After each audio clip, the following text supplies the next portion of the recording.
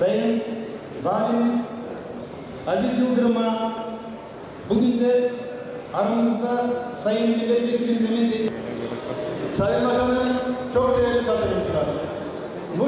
Bu çerçevede Türk alanların korunması için Milli Partimiz tarih güzelliklerine ve tarihi geçmişe sahip olan bir ülkedir. Ve genel müdürlük olarak da temel maksadımız bu güzelliklere bu şehrin zeytinliğinin şartında biz geçen sene Sayın Cumhurbaşkanımız biliyorsunuz Malazgirt'e geldi. Merasimden sonra Sayın Cumhurbaşkanı dedi ki ya dedik burayı Milli Park ilan edelim. Ve neticede bütün kurum ve kuruluşlarla görüş olarak burayı Milli Park ilan ettik. Ve bu Milli Park'ın projesini yaptık.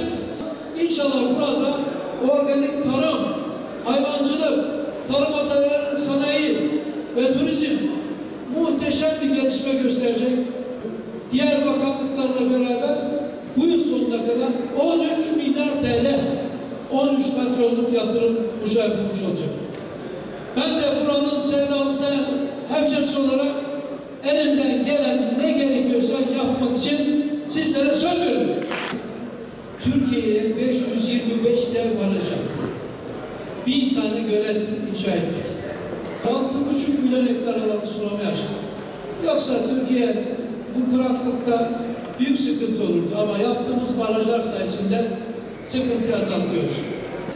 Yeni sistemle beraber işler çok daha hızlı yürüyecek, refah seviyesi artacak, huzur iklimi daha da kökleşecek. Biz istiyoruz ki birlik, beraberlik, kardeşliğimizi pekiştirelim. Herkesin refah seviyesi artsın, dünyanın en büyük ülkeler arasında yerini alsın. Bunu arz ediyoruz. Bakın IMF'ye borcumuz vardı, kapattık. Enflasyon canavarı vardı.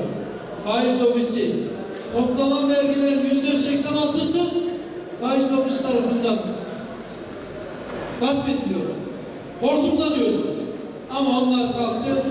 Onlarla şimdi barajlar, göletler, sulama testleri, otoyollar, havalanlar, her şeyi yapıyoruz. Yapmaya devam edeceğiz inşallah. Allah'ın izniyle. Bu yüzden sizlerden de tam destek istiyoruz. Hadi buyurun. Evet.